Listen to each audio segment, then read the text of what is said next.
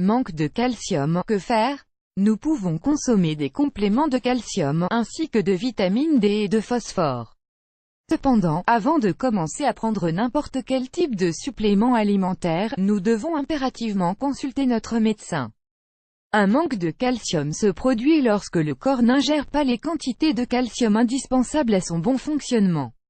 En effet, ce minéral est essentiel pour rester en bonne santé, notamment pour les os, les dents et un rythme cardiaque normal. Le calcium est également essentiel pour les contractions musculaires, les fonctions nerveuses et les hormones, ainsi que pour le contrôle et la régulation de la tension artérielle. Est-ce que le manque de calcium provoque des symptômes?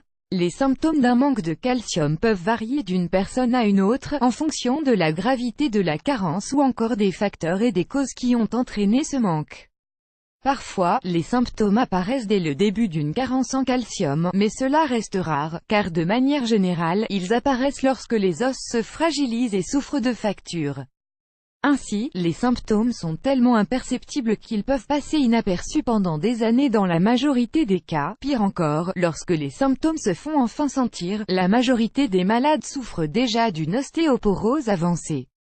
Les symptômes les plus fréquents d'un manque de calcium: une forte douleur au niveau du cou et du dos, un symptôme grave qui peut annoncer une fracture au niveau de la colonne vertébrale, un mal aux os ou une sensibilité osseuse, de graves fractures produites même par de légers coups, une perte de centimètres et une posture courbée, produite par une détérioration anormale de la colonne vertébrale.